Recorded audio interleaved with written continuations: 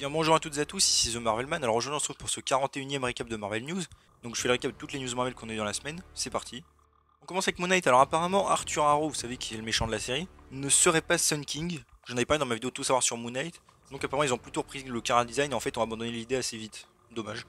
On a aussi un petit TV spot avec de nouvelles images et on peut voir Moon Knight se faire poursuivre par une créature que je vous affiche. Je trouve le truc assez stylé franchement. Et on a eu aussi un petit extrait de 30 secondes où on voit Moon Knight, bon là en Steven, avec le personnage de Layla qui essaie de s'enfuir de la pyramide, et Arthur Harrow libère une créature pareille. Sans doute la même créature d'ailleurs, à voir. Peut-être un dieu. On a aussi un petit extrait de Arthur Harrow là, avec sa secte dans la rue, qui parle de dieu, etc. Il est observé par Moon Knight. Et après encore un TV spot avec quelques nouvelles images, enfin bref. Mais j'aime bien l'ambiance. Oscar Isaac a aussi un petit peu parlé, disant que son épisode préféré était le 5. Bon, à chaque fois ils disent que le 5 est le meilleur, d'ailleurs j'ai remarqué pour les séries Disney+.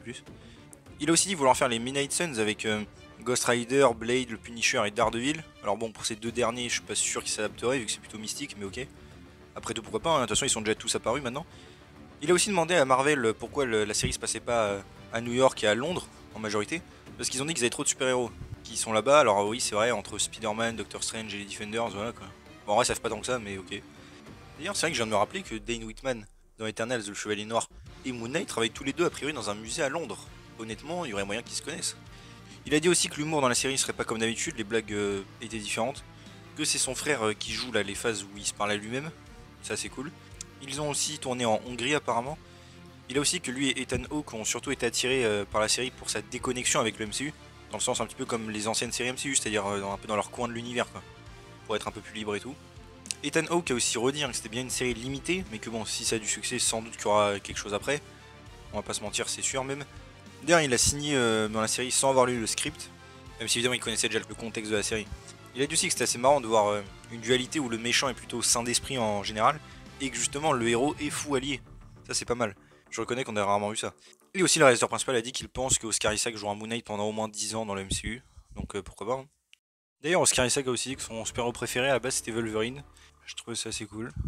Il a aussi dit qu'ils ont voulu apporter plus de violence et d'horreur à la série, évidemment dans la limite imposée par Disney, c'est-à-dire que ça reste familial et approprié pour tous les âges. Bon en vrai ça, ok on n'a pas encore vu la série, mais je regrette quand même que ça n'avait pas été une série Netflix comme c'était prévu à l'origine avec les Defenders. Certes il y aurait moins de budget, mais le ton aurait été vraiment là je trouve. Mais bon on verra évidemment comment ça rend. Ils ont aussi eu le record de moins de reshoots dans une production de Marvel Studios, donc ils ont pas beaucoup de retournées de scène. Ils ont dit aussi qu'il y aura un gros truc à la fin de l'épisode 4, et en fait je me remarque surtout que Disney Plus fait toujours la même formule. Deux premiers épisodes d'introduction, troisième épisode avec un petit peu d'origin story des fois, quatrième épisode le truc où il y a une révélation, le cinquième on va dire un des meilleurs épisodes, et le sixième le final un peu décevant en général, bon, on verra. L'actrice Antonia Salib aussi on a appris qu'elle jouerait la déesse Taoret, une déesse égyptienne. On a aussi appris que les parents de Moon Knight donc seront joués par Ray Lucas qui avait d'ailleurs eu un petit rôle dans Luke Cage, un rôle minime, et sa mère normalement elle serait jouée par Fernanda Andrade. D'ailleurs cette dernière aurait dû avoir un rôle dans la série Marvel ou Most Wanted, vous savez un spin-off d'Agent Shield annulé. Et aussi dans une petite vidéo un petit peu marrante, la promotionnelle, on peut voir qu'il y a une photo d'un comics de Werewolf by Night quand il affronte Moon Knight. Alors bon c'est peut-être rien mais peut-être un petit indice pour teaser un crossover plus tard. Kevin Feige il a aussi redit que la série était très différente des autres, ça ressemble un peu à WandaVision. Il y avait beaucoup de mystères, à chaque épisode une réponse puis un autre mystère lancé. Et vu que tout est du point de vue de Moon Knight, bah, c'est un peu compliqué. Franchement j'ai kiffé WandaVision donc j'espère. Hein. Et aussi en Angleterre, la classification est passée à 16 ans, donc peut-être plus de violence que prévu. Aussi, quelqu'un qui a vu la série, il a dit qu'il était choqué de la quantité de sang qu'il y avait dès le début, ils retenaient pas leur coup. Pour OK, on a eu aussi quelques petits VFX de la série, des avant-après, voilà. Ils en ont mis plus que ce que je croyais, mais bon. Pour la série Echo, on a appris que Sydney Freeland, qui est une réalisatrice, aura une implication dans la série, car elle-même a lancé un appel pour des figurants de natifs américains, donc voilà. Pour les Defenders aussi, c'est Patton Oswalt, qui joue les frères Koenig dans Agent of Shield, qui a dit qu'il aimerait bien que Marvel réengage Misty Knight et Colleen Wing, enfin les actrices pour rejouer le rôle. C'est vrai, hein, j'espère vraiment les revoir, donc ce serait cool. Aussi, petite découverte assez cool sur Agent of Shield, dont je reparlerai dans ma vidéo consacrée à la série. Une découverte par les membres du wiki du MCU, c'est qu'en fait Daniel Whitehall apparaît dans Avengers Endgame. Donc ça nous fait encore un lien, et encore une fois Marvel Studios qui référence Agent of Shield, ce n'est pas la première fois d'ailleurs, car la série a toujours fait partie du MCU, je le rappelle. Donc c'est cool d'avoir encore un autre lien. En fait, il apparaît sur un écran là où il se prépare pour aller chercher le Tesseract quand ils étudient l'histoire. Et d'ailleurs sur cet écran il est appelé Werner Reinhardt. C'était son nom avant qu'il change plus tard pour Daniel Whitehall, plus tard bon c'est une autre intrigue. Donc c'est super cool. Et d'ailleurs après l'acteur a réagi à ça en disant qu'il avait été contacté à l'époque pour carrément avoir une scène et que malheureusement, bon, il n'avait pas pu, etc. À la place, on a eu Jarvis, hein, de Agent Carter. C'était assez cool. J'imagine que c'était une scène qui aurait pris place dans les années 40. Il y avait eu des photos de tournage, hein, ils avaient tourné quelques scènes dans les années 40 à l'époque. Probablement quand ils vont chercher le Tesseract en Norvège. On sait aussi d'ailleurs qu'ils voulaient qu'une scène avec Arnim Zola, donc peut-être que ça aurait été à ce moment-là. Et d'ailleurs, des autres écrans en détail nous confirment bien que Thor 2 se passe en octobre 2013, donc après Iron Man 3.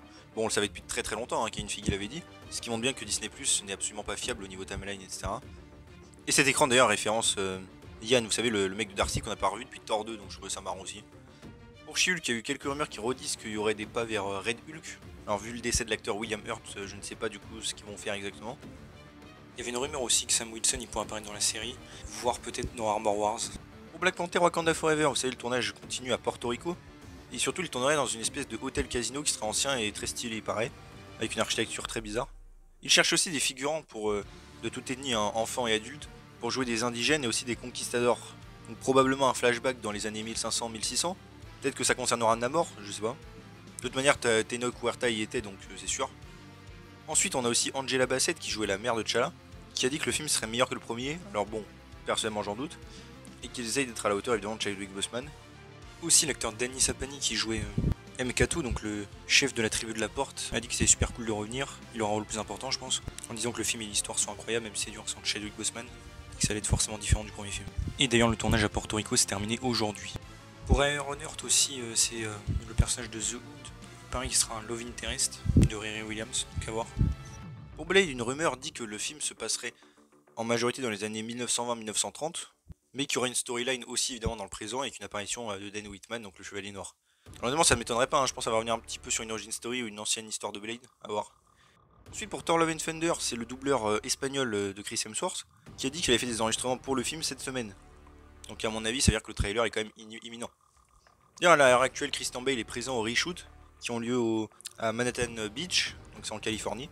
Et un leaker dit qu'apparemment on n'aura pas mention de Knull, c'est le roi des symbiotes car l'épée de Gore a un lien avec ça, mais bon bref.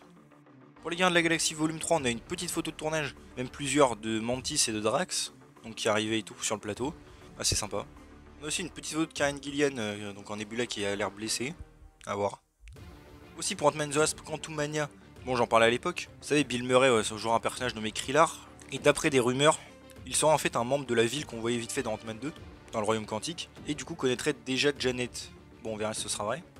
Aussi l'acteur David Dastmalchian, qui jouait Kurt, a dit qu'il ne serait pas dans le film, donc comme aussi le personnage de Dave, les parents et beaux-parents de Cassie. J'ai l'impression qu'ils veulent s'éloigner un petit peu de tout ce qui est comédique. Peut-être même ils vont pas remettre Louis, je ne sais pas. Pour Miss Marvel aussi, donc j'ai fait un tout savoir hein, sur la série, que vous pouvez aller voir. Et l'acteur Matt Linz, qui joue donc Bruno, le meilleur ami de Kamala, a dit que la série elle est très différente, nouvelle et rafraîchissante vu que c'est une série focus sur une lycéenne, etc. Pour Secret Invasion, de nouvelles rumeurs disent que finalement Emilia Clarke jouerait Vérank. Vous savez, c'est la reine des Skrulls dans les comics. Je rappelle, hein, il y avait d'autres rumeurs là qui disaient qu'elle serait plutôt un mix de Jessica Drew, Spider-Woman, et aussi Rosalind Solomon, une agent du Shield. Et vu que Vérank dans les comics prend l'apparence de Spider-Woman à un moment, c'est peut-être ça le lien du coup. Bon, à voir évidemment qu'est-ce qui sera vrai. Ça explique peut-être aussi des photos de tournage, on voyait un Skrull avec des bottes qui ressemblent beaucoup à celle de Emilia Clarke quand elle était en civil. Je ne sais pas. Je me suis dit même que ça pourrait être la fille de Talos, à un moment peut-être qu'ils vont faire un mix. Genre la fille de Talos serait Vérank dans cette histoire. Normalement on reverra sa fille, hein, donc elle a dû grandir. D'autres rumeurs, bon un petit peu moins fiables quand même, disent qu'évidemment la série sera beaucoup moins grosse par rapport aux comics, mais qu'elle préparait ensuite un truc pour un gros film crossover, donc une espèce de vrai Secret Invasion. Alors si c'est vrai, pourquoi faire la série? Et donc dans l'histoire, a priori, c'est une faction de Skrulls qui vont rejeter les idées de paix de Talos et vouloir envahir la Terre, et la série sera surtout un duo entre Nick Fury et Talos normalement. On a aussi une photo de tournage à Toronto, donc le tournage continue. Pour WandaVision, le réel de Moon Knight a confirmé qu'il n'y aurait pas de saison 2, bon en vrai on le savait quand même déjà, mais bon, comment c'est sûr. Ensuite pour le projet solo sur Scarlet Witch, qui normalement devrait être un film d'après les rumeurs, commencerait la production en 2023, donc assez vite, pour pouvoir sortir en 2024 et pour les 60 ans en fait du personnage. C'est pas bête. Aussi pour Agatha House of Harkness, il paraît qu'une actrice de Beetlejuice serait dans la série. On verra.